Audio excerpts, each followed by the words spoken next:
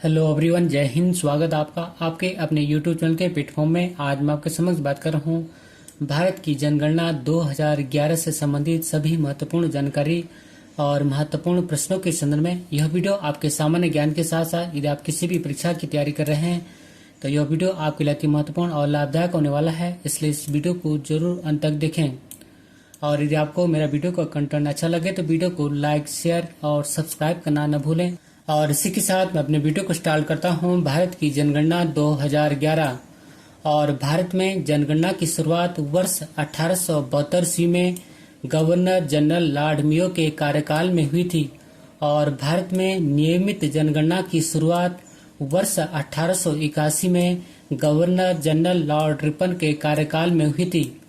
और स्वीडन 1749 में पहली बार आधुनिक विश्व में जनगणना कराने वाला देश है। और अमेरिका 1790 में 10 की जनगणना की शुरुआत करने वाला पहला देश है। एक बार रिपीट करता हूँ कि भारत में जनगणना की शुरुआत वर्ष 1872 में गवर्नर जनरल लॉर्ड मेयो के कार्यकाल में हुई थी, जबकि भारत में नियमित जनगणना की शुरुआत वर्ष 1881 में गवर्नर जनरल लॉर्ड रिपन के कार्यकाल में हुई थी। और स्वीडन 1749 में पहली बार आधुनिक विश्व में जनगणना कराने वाला देश है। और अमेरिका 1790 में 10 की जनगणना की शुरुआत करने वाला पहला देश है। और ये सभी पॉइंट कई बार जम्मू में पूछे जा चुके हैं। और भारत के संविधान के अनुच्छेद 246 या आर्टिकल 246 के तहत जनगणना संघ का विषय है, अर्थात जनगणना केंद्र सरकार का विषय है। और यह संविधान की 7वीं अनुसूची के क्रमांक 69 में सूचीबद्ध है। और 2011 की जनगणना का शुभंकर परगणक शिक्षिका थी। और 2 फरवरी 2011 को तत्कालीन केंद्रीय गृह मंत्री पी चिदम्बरम ने इस शुभंकर का अनावरण किया था।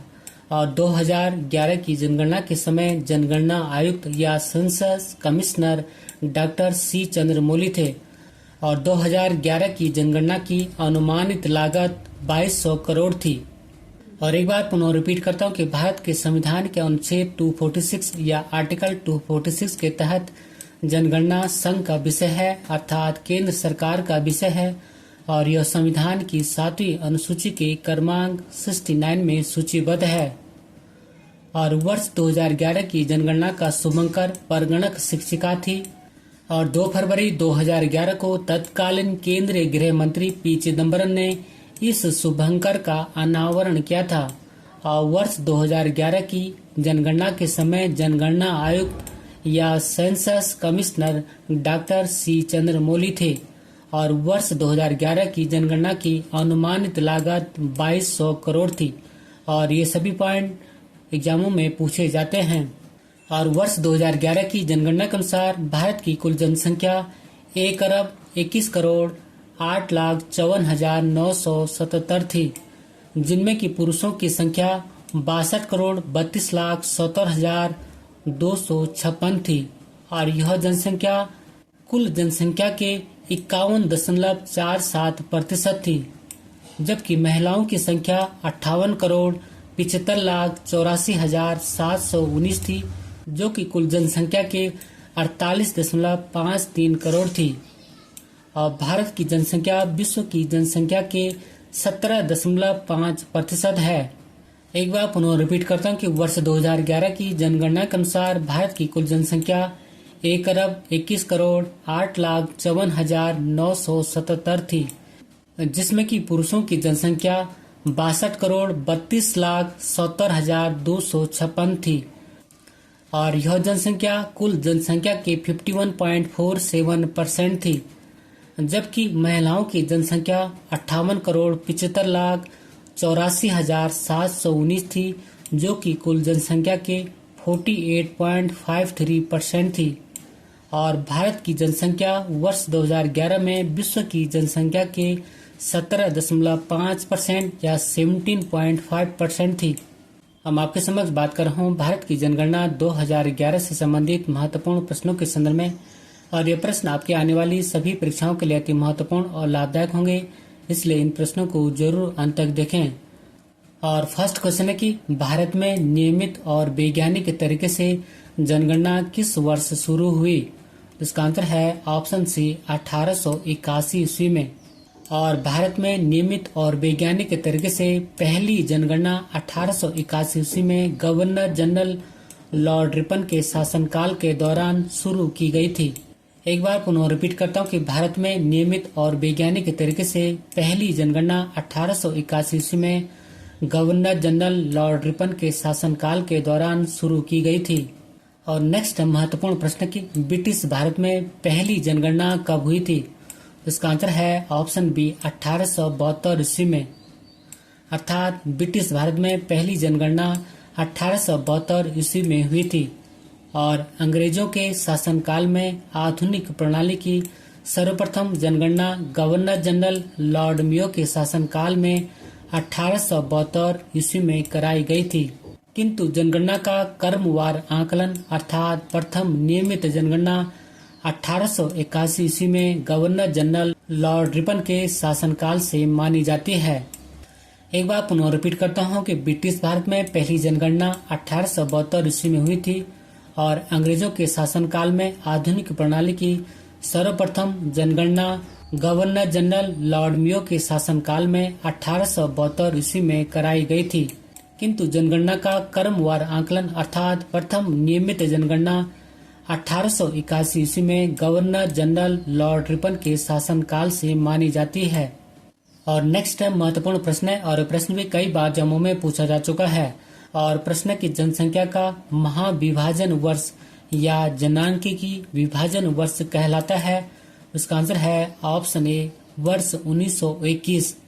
और भारतीय जनगणना के इतिहास में वर्ष 1921 ही एकमात्र ऐसा जनगणना वर्ष रहा जिसमें जनसंख्या की 10 की वृद्धि दर ऋणात्मक रही थी और यह ऋणात्मक -0.31% रही। और इसलिए वर्ष 1921 को महान विभाजन का वर्ष या ईयर ऑफ ग्रेट डिवाइड कहा जाता है।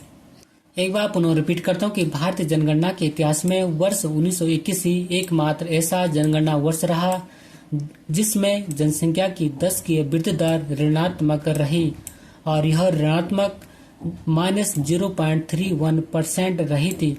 इसलिए वर्ष 1921 को महान विभाजन का वर्ष या ईयर ऑफ ग्रेट डिवाइड कहा जाता है। और नेक्स्ट महत्वपूर्ण प्रश्न है और प्रश्न भी कई बार जम्मू में पूछा जा चुका है। और प्रश्न की जनसंख्या वृद्धि के स्वरूप में एक दीर्घ कालावधि में घटित क्रमिक परिवर्तन को क्या कहते हैं? इसका आंसर है ऑप्शन ए जनांकीय संक्रमण या पॉपुलेशन ट्रांजिशन। और सिद्धांत का प्रतिपादन W. थॉमसन ने 1929 और FM नॉटिसन ने 1945 में किया था। और इस सिद्धांत का प्रयोग किसी क्षेत्र की जनसंख्या के वर्णन करने के लिए और भविष्य की जनसंख्या के पूर्वानुमान के लिए किया जाता है। एक बार पुनः रिपीट करता हूँ कि जनसंख्या वृद्धि के स्वरूप में एक दीर्घ कालावधि में घटित क्रमिक परिवर्तन को जनांकीय संक्रमण या पॉपुलेशन ट्रांजिशन कहते हैं। और नेक्स्ट महत्वपूर्ण प्रश्न की 2011 की जनगणना स्वतंत्र भारत की कौन सी क्रम की जनगणना थी? इसका आंसर है ऑप्शन सी 7वीं। अर्थात वर्ष 2011 की जनगणना स्वतंत्र भारत की 7वीं जनगणना थी, जबकि स्वतंत्र भारत की प्रथम जनगणना वर्ष 1951 में हुई थी। और स्वतंत्र भारत की प्रथम जनगणना के समय जनगणना आयुक्त या सेंसस कमिश्नर R.A. गोपाला स्वामी थे। एक बार पुनः रिपीट करता हूँ कि वर्ष 2011 की जनगणना स्वतंत्र भारत की 7वीं क्रम की जनगणना थी, जबकि स्वतंत्र भारत की प्रथम जनगणना वर्ष 1951 में हुई थी। और नेक्स्ट महत्वपूर्ण प्रश्न की वर्ष 2011 की जनगणना के अनुसार भारत की साक्षरता दर क्या थी? इसका आंसर है ऑप्शन सी 74.04%। और वर्ष 2011 में भारत की साक्षरता दर 74.04% थी, जिसमें कि महिला साक्षरता दर 64.6% थी, जबकि पुरुष साक्षरता दर 80.9% थी। एक बार पुनः रिपीट करते हैं। वर्ष 2011 में भारत की साक्षरता दर 74.04% थी, जबकि महिला साक्षरता दर 64.6% थी। और पुरुष साक्षरता दर 80.9% थी। और नेक्स्ट महत्वपूर्ण प्रश्न की 2011 के जनगणना के अनुसार किस राज्य की साक्षरता दर सर्वाधिक है? इसका आंसर है ऑप्शन ए केरल। अर्थात 2011 के जनगणना के अनुसार केरल राज्य की साक्षरता दर सर्वाधिक है। बात करूं मैं सर्वाधिक साक्षरता प्रतिशत वाले 5 राज्यों के संदर्भ में, तो फर्स्ट है केरल और केरल की साक्षरता दर 94% है। सेकंड है मिजोरम, मिजोरम की साक्षरता दर 91.3% है। थर्ड है गोवा, गोवा की साक्षरता दर 88.7% है। फोर्थ है त्रिपुरा और त्रिपुरा की साक्षरता दर 87.2% है। और फिफ्थ है हिमाचल प्रदेश और हिमाचल प्रदेश की साक्षरता दर 82.9% है। और नेक्स्ट महत्वपूर्ण प्रश्न की 2011 के जनगणना के अनुसार किस राज्य की साक्षरता दर सबसे कम है? इसका आंसर है ऑप्शन ए बिहार। अर्थात 2011 के जनगणना के अनुसार बिहार राज्य की साक्षरता दर सबसे कम है। हम आपके समक्ष बात करूं न्यूनतम साक्षरता प्रतिशत वाले 5 राज्यों के संदर्भ में, तो फर्स्ट है बिहार, बिहार की साक्षरता दर 61.8% है। सेकंड है अरुणाचल प्रदेश और अरुणाचल प्रदेश की साक्षरता दर 65.4% है। थर्ड है राजस्थान और राजस्थान की साक्षरता दर 66.1% है। फोर्थ है झारखंड, झारखंड की साक्षरता दर 66.4% है। फिफ्थ है आंध्र प्रदेश और तेलंगाना सहित इसकी साक्षरता दर 67% है, क्योंकि तेलंगाना का गठन वर्ष 2014 में हुआ था, जबकि जनगणना 2011 में हुई थी। नेक्स्ट महत्वपूर्ण प्रश्न की 2011 की जनगणना के अनुसार सर्वाधिक महिला साक्षरता दर किस राज्य में है? इसका आंसर है ऑप्शन ए केरल। अर्थात 2011 की जनगणना के अनुसार केरल राज्य की महिला साक्षरता दर सर्वाधिक है। बात करूं मैं सर्वाधिक महिला साक्षरता प्रतिशत वाले 5 राज्यों के संदर्भ में, तो फर्स्ट है केरल, केरल की महिला साक्षरता दर 92.1% है। सेकंड है मिजोरम, तो मिजोरम की साक्षरता दर 89.3% है। थर्ड है गोवा, गोवा की महिला साक्षरता दर 84.7% है। फोर्थ है त्रिपुरा, त्रिपुरा की महिला साक्षरता दर 82.7% है। फिफ्थ है नागालैंड, नागालैंड की महिला साक्षरता दर 76.1% है। और नेक्स्ट महत्वपूर्ण प्रश्न की 2011 की जनगणना के अनुसार न्यूनतम महिला साक्षरता दर किस राज्य की है? इसका आंसर है ऑप्शन ए बिहार। अर्थात 2011 की जनगणना के अनुसार बिहार राज्य की महिला साक्षरता दर न्यूनतम है।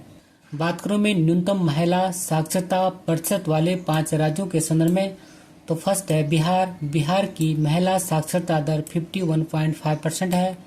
सेकंड है राजस्थान, राजस्थान की महिला साक्षरता दर 52.1% है। थर्ड है झारखंड, झारखंड की महिला साक्षरता दर 55.4% है। फोर्थ है जम्मू कश्मीर और जम्मू कश्मीर की महिला साक्षरता दर 56.4% है। फिफ्थ है उत्तर प्रदेश और उत्तर प्रदेश की महिला साक्षरता दर 57.2% है। और नेक्स्ट महत्वपूर्ण प्रश्न की 2011 की जनगणना के अनुसार सर्वाधिक पुरुष साक्षरता दर किस राज्य में है? इसका आंसर है ऑप्शन ए केरल। अर्थात 2011 की जनगणना के अनुसार केरल राज्य में पुरुष साक्षरता दर सर्वाधिक है। बात करूं मैं सर्वाधिक पुरुष साक्षरता प्रतिशत वाले 5 राज्यों के संदर्भ में, फर्स्ट है केरल, केरल में पुरुष साक्षरता दर 96.1% है। सेकंड है मिजोरम, मिजोरम में पुरुष साक्षरता दर 93.3% है। थर्ड है गोवा, गोवा में पुरुष साक्षरता दर 92.6% है। फोर्थ है त्रिपुरा, त्रिपुरा में पुरुष साक्षरता दर 91.5% है। और फिफ्थ है हिमाचल प्रदेश और हिमाचल प्रदेश में पुरुष साक्षरता दर 89.5% है। और नेक्स्ट महत्वपूर्ण प्रश्न की 2011 की जनगणना के अनुसार न्यूनतम पुरुष साक्षरता दर किस राज्य में है? इसका आंसर है ऑप्शन ए बिहार। अर्थात 2011 की जनगणना के अनुसार न्यूनतम पुरुष साक्षरता दर बिहार राज्य में है। बात करूं मैं न्यूनतम पुरुष साक्षरता प्रतिशत वाले 5 राज्यों के संदर्भ में, तो तो फर्स्ट है बिहार। बिहार में पुरुष साक्षरता दर 71.2% है। सेकंड है अरुणाचल प्रदेश और अरुणाचल प्रदेश में पुरुष साक्षरता दर 72.6% है। थर्ड है आंध्र प्रदेश और आंध्र प्रदेश में पुरुष साक्षरता दर 74.9% है। और फोर्थ है मेघालय और मेघालय में पुरुष साक्षरता दर 76% है। और फिफ्थ है झारखंड और झारखंड में पुरुष साक्षरता दर 76.1% है। और नेक्स्ट महत्वपूर्ण प्रश्न की 2011 की जनगणना के अनुसार भारत का जनसंख्या घनत्व कितना है? तो इसका आंसर है ऑप्शन बी 382 व्यक्ति प्रति वर्ग किलोमीटर। अर्थात 2011 की जनगणना के अनुसार भारत का जनसंख्या घनत्व 382 व्यक्ति प्रति वर्ग किलोमीटर है। बात करूं मैं जनसंख्या घनत्व के संदर्भ में, तो प्रति वर्ग किलोमीटर क्षेत्रफल में निवास करने वाले कुल व्यक्तियों की औसत जनसंख्या को जनसंख्या घनत्व कहते हैं। एक बार पुनः रिपीट करता हूं कि 2011 की जनगणना के अनुसार भारत का जनसंख्या घनत्व 382 व्यक्ति प्रति वर्ग किलोमीटर है। बात करूं मैं जनसंख्या घनत्व के संदर्भ में, तो प्रति वर्ग किलोमीटर क्षेत्रफल में निवास करने वाले कुल व्यक्तियों की औसत जनसंख्या को जनसंख्या घनत्व कहते हैं। और नेक्स्ट महत्वपूर्ण प्रश्न की 2011 की जनगणना के अनुसार सर्वाधिक जनसंख्या घनत्व वाला राज्य कौन सा है? तो उसका आंसर है ऑप्शन डी बिहार। अर्थात 2011 की जनगणना के अनुसार सर्वाधिक जनसंख्या घनत्व वाला राज्य बिहार है। बात करूं मैं सर्वाधिक जनसंख्या घनत्व वाले 5 राज्यों के संदर्भ में, तो फर्स्ट है बिहार। बिहार का जनसंख्या घनत्व 1106 है। नेक्स्ट है पश्चिम बंगाल और पश्चिम बंगाल में जनसंख्या घनत्व 1028 है। थर्ड है केरल राज्य और केरल में जनसंख्या घनत्व 860 है। फोर्थ है उत्तर प्रदेश और उत्तर प्रदेश में जनसंख्या घनत्व 829 है। और फिफ्थ है हरियाणा और हरियाणा में जनसंख्या घनत्व 573 है। और नेक्स्ट महत्वपूर्ण प्रश्न की 2011 की जनगणना के अनुसार न्यूनतम जनसंख्या घनत्व वाला राज्य कौन सा है? इसका आंसर है ऑप्शन ए अरुणाचल प्रदेश। अर्थात 2011 की जनगणना के अनुसार न्यूनतम जनसंख्या घनत्व वाला राज्य अरुणाचल प्रदेश है। बात करूं मैं न्यूनतम जनसंख्या घनत्व वाले 5 राज्यों के संदर्भ में, तो फर्स्ट है अरुणाचल प्रदेश। तो अरुणाचल प्रदेश का जनसंख्या घनत्व 17 है। सेकंड है मिजोरम। मिजोरम का जनसंख्या घनत्व 52 है। थर्ड है सिक्किम राज्य। सिक्किम का जनसंख्या घनत्व 86 है। फोर्थ है मणिपुर और मणिपुर राज्य का जनसंख्या घनत्व 115 है। फिफ्थ है नागालैंड और नागालैंड राज्य का जनसंख्या घनत्व 119 है। और नेक्स्ट महत्वपूर्ण प्रश्न की 2011 की जनगणना के अनुसार भारत की दशकीय विकास दर क्या थी? अर्थात दशकीय जनसंख्या वृद्धि दर क्या थी? तो उसका आंसर है ऑप्शन सी 17.72% अर्थात 17.72%। और 2011 की जनगणना के अनुसार भारत की 10 की वृद्धि दर 17.72% थी। और 2011 में भारत का जनसंख्या घनत्व 382 प्रति वर्ग किलोमीटर है। एक बार पुनः रिपीट करता हूँ, 2011 की जनगणना के अनुसार भारत की 10 की वृद्धि दर या 10 की जनसंख्या वृद्धि दर 17.72% थी, जबकि 2011 में भारत का जनसंख्या घनत्व 382 प्रति वर्ग किलोमीटर है। और नेक्स्ट महत्वपूर्ण प्रश्न की 2011 की जनगणना के अनुसार किस राज्य की 10 की वृद्धि दर सबसे अधिक थी? तो इसका आंसर है ऑप्शन बी मेघालय। अर्थात 2011 की जनगणना के अनुसार मेघालय राज्य की जनसंख्या 10 की वृद्धि दर सर्वाधिक थी। बात करूं मैं सर्वाधिक 10 की वृद्धि दर वाले 5 राज्यों के संदर्भ में, तो फर्स्ट है मेघालय। मेघालय राज्य में 10 की जनसंख्या वृद्धि दर 27.9% है। सेकंड है अरुणाचल प्रदेश और अरुणाचल प्रदेश में 10 की जनसंख्या वृद्धि दर 26% है। थर्ड है बिहार और बिहार में 10 की जनसंख्या वृद्धि दर 25.4% है। फोर्थ है जम्मू कश्मीर और जम्मू कश्मीर राज्य में 10 की जनसंख्या वृद्धि दर 23.6% है। फिफ्थ है मिजोरम राज्य और मिजोरम राज्य में 10 की जनसंख्या वृद्धि दर 23.5% है। और नेक्स्ट महत्वपूर्ण प्रश्न की 2011 की जनगणना के अनुसार किस राज्य की 10 की वृद्धि दर सबसे कम थी? इसका आंसर है ऑप्शन ए नागालैंड राज्य। अर्थात 2011 की जनगणना के अनुसार नागालैंड राज्य की दशकीय जनसंख्या वृद्धि दर सबसे कम थी। बात करूं मैं न्यूनतम दशकीय वृद्धि दर वाले 5 राज्यों के संदर्भ में, फर्स्ट है नागालैंड, और नागालैंड राज्य में 10 की वृद्धि दर -0.6% थी। नेक्स्ट है केरल, केरल में 10 की वृद्धि दर 4.9% थी। थर्ड है गोवा, गोवा में 10 की वृद्धि दर 8.2% थी। और फोर्थ है आंध्र प्रदेश, और आंध्र प्रदेश राज्य में 10 की वृद्धि दर 11% थी। और फिफ्थ है सिक्किम राज्य, और सिक्किम राज्य में 10 की वृद्धि दर 12.9% थी। और नेक्स्ट महत्वपूर्ण प्रश्न की 2011 की जनगणना के अनुसार सर्वाधिक जनसंख्या किस राज्य की है? तो इसका आंसर है ऑप्शन ए उत्तर प्रदेश राज्य की। अर्थात 2011 की जनगणना के अनुसार सर्वाधिक जनसंख्या उत्तर प्रदेश राज्य की थी। बात करूं मैं सर्वाधिक जनसंख्या वाले 5 राज्यों के संदर्भ में, और फर्स्ट है उत्तर प्रदेश, और उत्तर प्रदेश की जनसंख्या कुल जनसंख्या के 16.51% थी। सेकंड है महाराष्ट्र, और महाराष्ट्र की जनसंख्या कुल जनसंख्या के 9.28% थी। और थर्ड है बिहार, बिहार की जनसंख्या कुल जनसंख्या के 8.6% थी।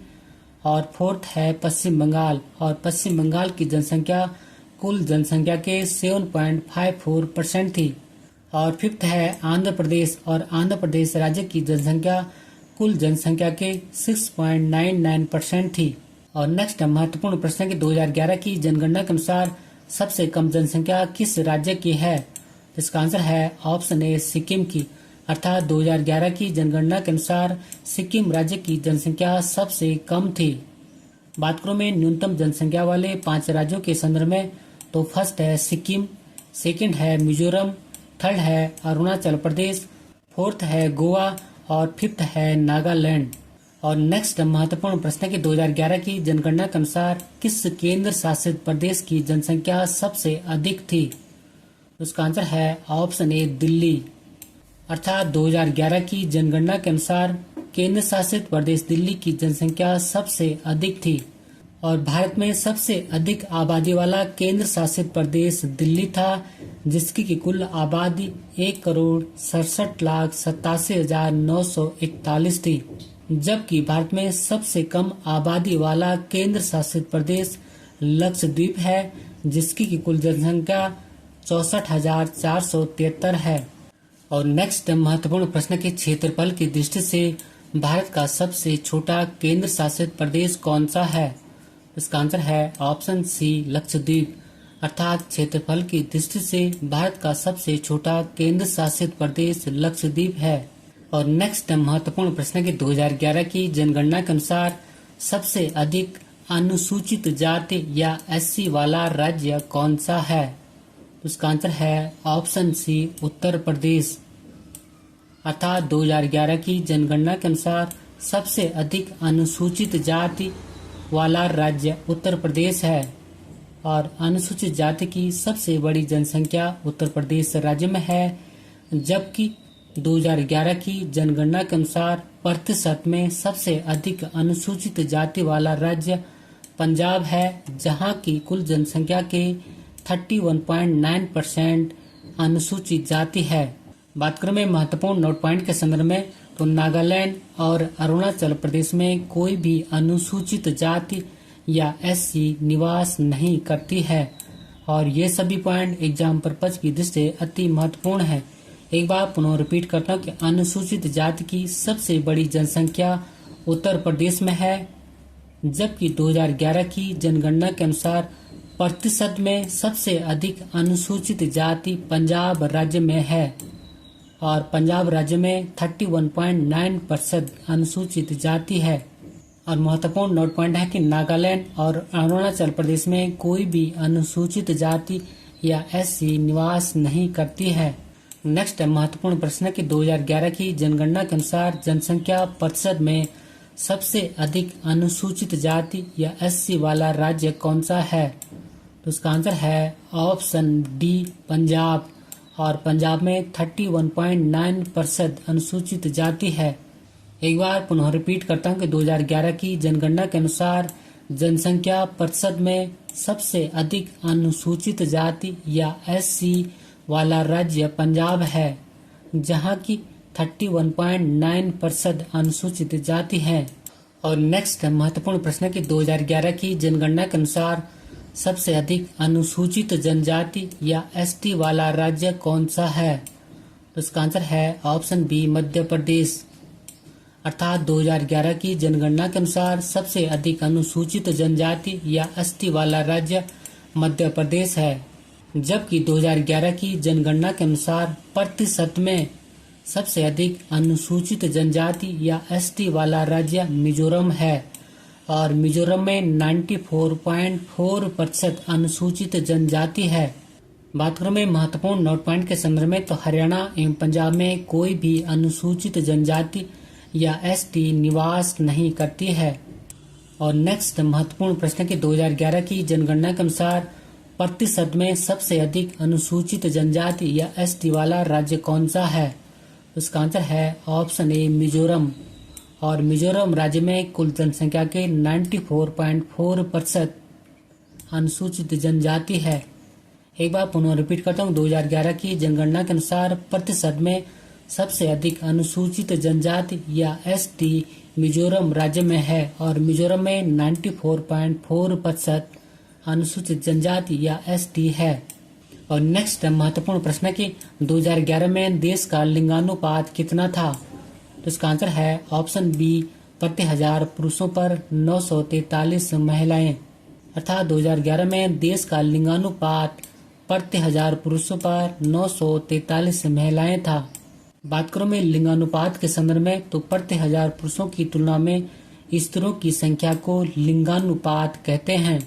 और नेक्स्ट महत्वपूर्ण प्रश्न की 2011 की जनगणना के अनुसार न्यूनतम लिंगानुपात वाला राज्य कौन सा है? उसका आंसर है ऑप्शन ए, हरियाणा।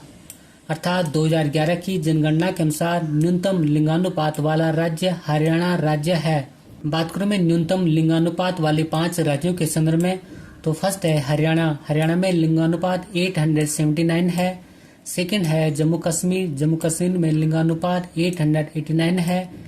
थर्ड है सिक्किम। सिक्किम में लिंगानुपात 890 है। फोर्थ है पंजाब। पंजाब में लिंगानुपात 895 है। और फिफ्थ है उत्तर प्रदेश राज्य, और उत्तर प्रदेश राज्य में लिंगानुपात 912 है। नेक्स्ट है महत्वपूर्ण प्रश्न की जनगणना 2011 का नारा अर्थात आदर्श वाक्य क्या था? उसका आंसर है ऑप्शन डी, हमारी जनगणना हमारा भविष्य। अर्थात जनगणना 2011 का नारा या आदर्श वाक्य हमारी जनगणना हमारा भविष्य था या आवर सेंसस आवर फ्यूचर, और इसकी शुरुआत 1 अप्रैल 2010 को हुई थी। और नेक्स्ट महत्वपूर्ण प्रश्न की 2011 की जनगणना आजादी के बाद से अर्थात भारत स्वतंत्र के बाद से और 1872 के बाद से भारत की कौन सी जनगणना है? इसका आंसर है ऑप्शन ए, 7वां और 15वां। और 2011 की जनगणना भारत की 15वीं जनगणना थी, जबकि स्वतंत्र भारत की या आजादी के बाद से 7वीं जनगणना थी। और स्वतंत्र भारत की पहली जनगणना वर्ष 1951 में हुई थी। एक बार पुनः रिपीट करता हूँ कि 2011 की जनगणना भारत की 15वीं जनगणना थी, जबकि स्वतंत्र भारत की या आजादी के बाद से 7वीं जनगणना थी। और स्वतंत्र भारत की पहली जनगणना वर्ष 1951 में हुई थी। नेक्स्ट महत्वपूर्ण प्रश्न की जनसंख्या का लघु विभाजक वर्ष कहलाता है। इसका आंसर है ऑप्शन डी, वर्ष 1951। अर्थात जनसंख्या का लघु विभाजक वर्ष 1951 कहलाता है और स्वतंत्र भारत की पहली जनगणना वर्ष 1951 में हुई थी। और नेक्स्ट महत्वपूर्ण प्रश्न की भारतीय संविधान में जनगणना को किस अनुसूची में डाला गया है? इसका आंसर है ऑप्शन बी, 7वीं अनुसूची में। अर्थात भारतीय संविधान में जनगणना को 7वीं अनुसूची में डाला गया है। बात करूं मैं चौथी अनुसूची के संदर्भ में, तो इसमें अर्थात चौथी अनुसूची में विभिन्न राज्यों तथा संघीय क्षेत्रों की राज्यसभा का उल्लेख किया गया है। बात करूं मैं 8वीं अनुसूची के संदर्भ में, तो 8वीं अनुसूची में 22 भाषाओं का उल्लेख है। बात करूं मैं 10वीं अनुसूची के संदर्भ में, तो 10वीं अनुसूची में दल बदल का प्रावधान का उल्लेख है। और नेक्स्ट क्वेश्चन है कि भारत के जनसंख्या अध्ययन में कौन सा जनगणना वर्ष विभाजक वर्ष या डेमोग्राफिक डिवाइड के नाम से जाना जाता है? इसका आंसर है ऑप्शन डी, वर्ष 1921। और वर्ष 1911 से वर्ष 1921 ईस्वी के मध्य भारत में जनसंख्या की दशकीय वृद्धि ऋणात्मक रही थी और यह ऋणात्मक -0.31% थी और इसलिए वर्ष 1921 के जनगणना वर्ष को विभाजक वर्ष या डेमोग्राफिक डिवाइड कहा जाता है। और नेक्स्ट क्वेश्चन है कि विश्व जनसंख्या दिवस कब मनाया जाता है? उसका आंसर है ऑप्शन ए, 11 जुलाई को। अर्थात विश्व जनसंख्या दिवस 11 जुलाई को मनाया जाता है और पहला विश्व जनसंख्या दिवस 11 जुलाई 1990 को मनाया गया था। और नेक्स्ट क्वेश्चन है कि विश्व में 50% जनसंख्या किन अक्षांशों के बीच संकेंद्रित है? उसका आंसर है ऑप्शन बी, 20 डिग्री उत्तरी अक्षांश तथा 40 डिग्री उत्तरी अक्षांश के बीच। अर्थात विश्व की 50% जनसंख्या 20 डिग्री उत्तरी अक्षांश तथा 40 डिग्री उत्तरी अक्षांशों के बीच संकेंद्रित है। और नेक्स्ट क्वेश्चन है कि सर्वाधिक नगरीकृत महाद्वीप कौन सा है? उसका आंसर है ऑप्शन डी, ऑस्ट्रेलिया। अर्थात सर्वाधिक नगरीकृत महाद्वीप ऑस्ट्रेलिया महाद्वीप है। बात करूं मैं ऑस्ट्रेलिया की, तो ऑस्ट्रेलिया की राजधानी कैनबरा है और इसकी मुद्रा का नाम डॉलर है। और नेक्स्ट क्वेश्चन है कि जनसंख्या के आधार पर निम्न में से कौन सबसे बड़ा इस्लामिक देश है? इसका आंसर है ऑप्शन सी, इंडोनेशिया। अर्थात जनसंख्या के आधार पर इंडोनेशिया सबसे बड़ा इस्लामिक देश है। बात करूं मैं इंडोनेशिया की राजधानी के संदर्भ में, तो इंडोनेशिया की राजधानी जकार्ता है और इसकी मुद्रा का नाम रुपया है। और नेक्स्ट क्वेश्चन है कि निम्नलिखित में से किस देश में जन्म के समय जीवन प्रत्याशा वर्षों में सर्वाधिक है? इसका आंसर है ऑप्शन ए, जापान। अर्थात जापान में जन्म के समय जीवन प्रत्याशा वर्षों में सर्वाधिक है। बात करूं मैं जापान की राजधानी के संदर्भ में, तो जापान की राजधानी टोक्यो है, इसकी मुद्रा का नाम येन है और जापान की संसद का नाम डाइट है। और जापान की राजधानी टोक्यो होन्शु द्वीप पर स्थित है। और यह भी कई बार एग्जामों में पूछा जाता है कि जापान की राजधानी किस द्वीप पर स्थित है? तो इसका आंसर है होन्शु द्वीप। और नेक्स्ट महत्वपूर्ण प्रश्न, किस महाद्वीप का जनसंख्या घनत्व सर्वाधिक है? इसका आंसर है ऑप्शन ए, एशिया। अर्थात एशिया महाद्वीप का जनसंख्या घनत्व सर्वाधिक है और विश्व का सबसे बड़ा महाद्वीप एशिया महाद्वीप ही है। नेक्स्ट महत्वपूर्ण प्रश्न है और प्रश्न जो है कई बार एग्जामों में पूछा जा चुका है। और प्रश्न की निम्नलिखित में से कौन सा जनसंख्या के व्यवसायिक ढांचे को व्यक्त करता है? इसका आंसर है ऑप्शन सी, विभिन्न व्यवसायों ने कार्यकारी जनसंख्या का वितरण। और नेक्स्ट क्वेश्चन है कि माल्थस के अनुसार जनसंख्या नियंत्रण का सर्वाधिक प्रभावकारी उपाय निम्नलिखित में से कौन सा है? आंसर है ऑप्शन सी, जन्म नियंत्रण। अर्थात माल्थस महोदय के अनुसार जनसंख्या नियंत्रण का सर्वाधिक प्रभावकारी उपाय जन्म नियंत्रण है। और नेक्स्ट क्वेश्चन है कि भारत में अंग्रेजों के समय प्रथम जनगणना हुई थी, तो इसका आंसर है ऑप्शन सी, लॉर्ड मेयो के कार्यकाल में। और भारत में अंग्रेजों के समय प्रथम जनगणना गवर्नर जनरल लॉर्ड मेयो के कार्यकाल में वर्ष 1872 ईस्वी में हुई थी। और नेक्स्ट क्वेश्चन है कि देश में पहली बार जातीय गणना कब हुई थी? उसका आंसर है ऑप्शन ए, वर्ष 1931 में। और पहली बार जातीय जनगणना वर्ष 1931 में आयोजित की गई थी और इससे संबंधित आंकड़े तत्कालीन ब्रिटिश सरकार के द्वारा सार्वजनिक रूप से उपलब्ध कराया गया था। और नेक्स्ट क्वेश्चन है कि भारत में जनगणना का शुभारंभ कब हुआ था? उसका आंसर है ऑप्शन ए, वर्ष 1872 में। और भारत में जनगणना का शुभारंभ गवर्नर जनरल लॉर्ड मेयो के कार्यकाल में वर्ष 1872 में हुआ था। और गवर्नर जनरल लॉर्ड मेयो के कार्यकाल में आगरा उत्तर प्रदेश में मेयो कॉलेज की स्थापना भी हुई थी। और नेक्स्ट क्वेश्चन है कि भारत में नियमित जनगणना की शुरुआत कब हुई थी? इसका आंसर है ऑप्शन ए, वर्ष 1881 में। अब भारत में नियमित जनगणना की शुरुआत गवर्नर जनरल लॉर्ड रिपन के कार्यकाल में हुई थी। और लॉर्ड रिपन को स्थानीय स्वशासन का जनक भी कहा जाता है। और ये पॉइंट भी कई बार एग्जामों में पूछा जाता है कि स्थानीय स्वशासन का जनक किसे कहा जाता है? तो इसका आंसर होगा गवर्नर जनरल लॉर्ड रिपन। और नेक्स्ट क्वेश्चन है कि स्वतंत्र भारत में पहली जनगणना कब हुई थी? तो इसका आंसर है ऑप्शन डी, वर्ष 1951 में। अर्थात स्वतंत्र भारत में पहली जनगणना वर्ष 1951 में हुई थी। और नेक्स्ट महत्वपूर्ण प्रश्न है कि भारत में नई राष्ट्रीय जनसंख्या नीति कब अपनाया गया? उसका आंसर है ऑप्शन सी, वर्ष 2000 में। अर्थात भारत में नई राष्ट्रीय जनसंख्या नीति को वर्ष 2000 में अपनाया गया था। और नेक्स्ट क्वेश्चन है कि राष्ट्रीय जनसंख्या नीति 2000 के अंतर्गत जनसंख्या में स्थिरता प्राप्त करने का लक्ष्य वर्ष 2045 से बढ़ाकर कर दिया गया है। तो इसका आंसर है ऑप्शन सी, वर्ष 2070 तक। अर्थात राष्ट्रीय जनसंख्या नीति 2000 के अंतर्गत जनसंख्या में स्थिरता प्राप्त करने का लक्ष्य वर्ष 2045 से बढ़ाकर वर्ष 2070 तक किया गया है। और नेक्स्ट क्वेश्चन है कि जनगणना कितने वर्ष के अंतराल पर एक बार की जाती है? तो इसका आंसर है ऑप्शन सी, 10 वर्ष। और नेक्स्ट महत्वपूर्ण प्रश्न है, और प्रश्न भी कई बार पूर्व के एग्जामों में पूछा जा चुका है। और प्रश्न है कि भारत में प्रतिवर्ष किस देश की जनसंख्या के बराबर वृद्धि हो रही है? उसका आंसर है ऑप्शन ए, ऑस्ट्रेलिया। अर्थात भारत में प्रतिवर्ष ऑस्ट्रेलिया देश की जनसंख्या के बराबर वृद्धि हो रही है। और नेक्स्ट महत्वपूर्ण प्रश्न है कि वर्ष 2011 की जनगणना के अनुसार ग्रामीण जनसंख्या का सबसे अधिक अनुपात किस राज्य में है?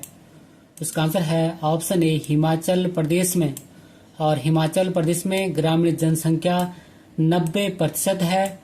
और दूसरे स्थान पर बिहार राज्य है, जहां की ग्रामीण जनसंख्या 88.7% है। और नेक्स्ट महत्वपूर्ण प्रश्न है, और प्रश्न भी कई बार एग्जामों में पूछा जा चुका है। और प्रश्न की भारत में प्रभावित साक्षरता दर की गणना की जाती है? तो इसका आंसर है ऑप्शन डी, 7 वर्ष की उम्र से ऊपर की जनसंख्या से। अर्थात भारत में प्रभावित साक्षरता दर की गणना 7 वर्ष की उम्र से ऊपर की जनसंख्या से की जाती है। और नेक्स्ट महत्वपूर्ण प्रश्न की 2011 की जनगणना के अनुसार भारत में निम्नलिखित किस राज्य में अनुसूचित जाति या एससी की जनसंख्या शून्य है? तो इसका आंसर है ऑप्शन डी, नागालैंड। अर्थात वर्ष 2011 की जनगणना के अनुसार भारत के नागालैंड राज्य में अनुसूचित जाति या एससी की जनसंख्या शून्य है। और नेक्स्ट महत्वपूर्ण प्रश्न है कि भारत में किस धार्मिक समूह का सर्वाधिक भाग नगरीय है? इसका आंसर है ऑप्शन ए, जैन। अर्थात भारत में जैन धार्मिक समूह का सर्वाधिक भाग नगरीय है, अर्थात नगरों में निवास करता है। और नेक्स्ट महत्वपूर्ण प्रश्न की राष्ट्रीय जनगणना में भारत के भीतर डैश डैश समूह की पहचान नहीं की जाती है? तो इसका आंसर है ऑप्शन ए, निर्जातीय समूह। अर्थात राष्ट्रीय जनगणना में भारत के भीतर निर्जातीय समूह की पहचान नहीं की जाती है, जबकि राष्ट्रीय जनगणना में भारत के भीतर धार्मिक आधार पर, अनुसूचित जाति के आधार पर और अनुसूचित जनजाति के आधार पर पहचान की जाती है। और नेक्स्ट महत्वपूर्ण प्रश्न है, और प्रश्न भी कई बार एग्जामों में पूछा जा चुका है। और प्रश्न की जनगणना वर्ष 2011 में भारत की कुल जनसंख्या 121 करोड़ में नगरीकरण का स्तर प्रतिशत में क्या था? उसका आंसर है ऑप्शन डी, 31.15%। अर्थात जनगणना वर्ष 2011 में भारत की कुल जनसंख्या 121 करोड़ में नगरीकरण का स्तर 31.15% था। और नेक्स्ट महत्वपूर्ण प्रश्न की जनगणना वर्ष 2011 में भारत की कुल जनसंख्या 121 करोड़ में ग्रामीण स्तर प्रतिशत में क्या था? उसका आंसर है ऑप्शन डी, 72.2%। अर्थात जनगणना वर्ष 2011 में भारत की कुल जनसंख्या 121 करोड़ में ग्रामीण स्तर 72.2% था। और नेक्स्ट महत्वपूर्ण प्रश्न की भारत की जनगणना 2011 के अनुसार किस वर्ष डैश डैश और उससे अधिक का व्यक्ति जो किसी भी भाषा में पढ़ सकता हो और लिख सकता हो तो साक्षर माना जाता है? तो इसका आंसर है ऑप्शन सी, 7 वर्ष। अर्थात भारत की जनगणना 2011 के अनुसार 7 वर्ष और उससे अधिक का व्यक्ति जो किसी भी भाषा में पढ़ सकता हो और लिख सकता हो साक्षर माना जाता है। और नेक्स्ट महत्वपूर्ण प्रश्न है और प्रश्न में कई बार एग्जामों में पूछा जा चुका है। और प्रश्न की जनगणना 2011 के अनुसार भारत के किस राज्य और केंद्र शासित प्रदेश में कोई भी अनुसूचित जाति या शेड्यूल कास्ट निवास नहीं करती है? तो इसका आंसर है ऑप्शन ई, उपयुक्त सभी। बात करूं मैं राज्यों के संदर्भ में तो नागालैंड और अरुणाचल प्रदेश में अनुसूचित जाति या शेड्यूल कास्ट निवास नहीं करती है। बात करूं मैं केंद्र शासित प्रदेशों के संदर्भ में तो लक्षद्वीप और अंडमान निकोबार द्वीप समूह में अनुसूचित जाति या शेड्यूल कास्ट निवास नहीं करती है। एक बार पुनः रिकॉल करता हूं। और राज्यों के क्रम में नागालैंड और अरुणाचल प्रदेश में अनुसूचित जाति या शेड्यूल कास्ट निवास नहीं करती है, जबकि केंद्र शासित प्रदेश लक्षद्वीप और अंडमान निकोबार द्वीप समूह में अनुसूचित जाति या शेड्यूल कास्ट निवास नहीं करती है। और नेक्स्ट महत्वपूर्ण प्रश्न की जाति आधारित जनगणना के आंकड़े जारी करने वाला देश का पहला राज्य कौन बना? उसका आंसर है ऑप्शन ए, बिहार। और बिहार जाति आधारित जनगणना के आंकड़े जारी करने वाला देश का पहला राज्य बना, जबकि आंध्र प्रदेश जाति आधारित जनगणना के आंकड़े जारी करने वाला देश का दूसरा राज्य बना। एक बार पुनः रिपीट करता हूँ कि बिहार जाति आधारित जनगणना के आंकड़े जारी करने वाला देश का पहला राज्य बना है, जबकि आंध्र प्रदेश जाति आधारित जनगणना के आंकड़े जारी करने वाला देश का दूसरा राज्य बना। हम आपके समक्ष बात कर रहा हूँ जनगणना 2011 के अनुसार धार्मिक आधार पर भारत की जनसंख्या। और फर्स्ट है हिंदू धर्म, और हिंदू धर्म मानने वालों की कुल जनसंख्या 96.63 करोड़ है, और यह कुल जनसंख्या का 79.8% है, और इसकी 10 की वृद्धि दर 16.8% है। और हिंदू धर्म मानने वाले लोगों का लिंगानुपात 931 है।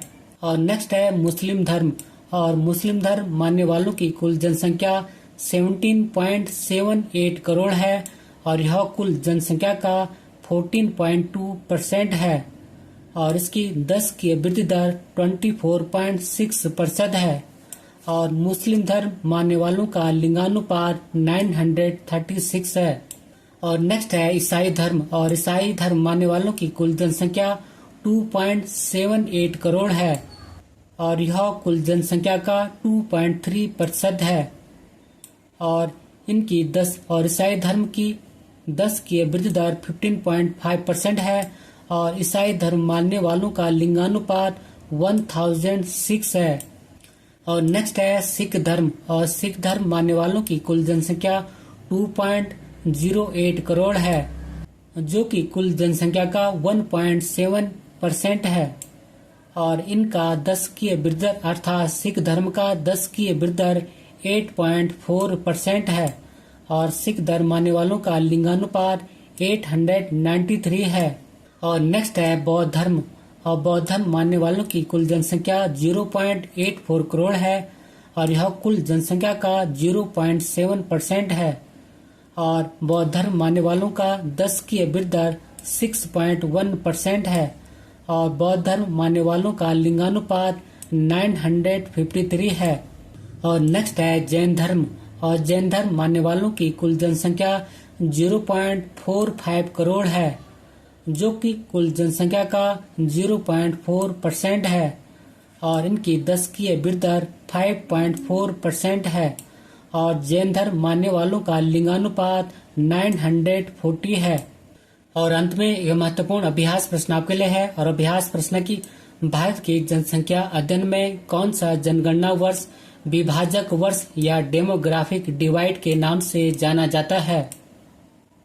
और इसी क्वेश्चन के साथ अपने वीडियो को समाप्त करता हूं। यदि आपको मेरा वीडियो का कंटेंट अच्छा लगे तो वीडियो को लाइक, शेयर और सब्सक्राइब करना न भूलें। मिलते हैं जल्दी नेक्स्ट वीडियो में।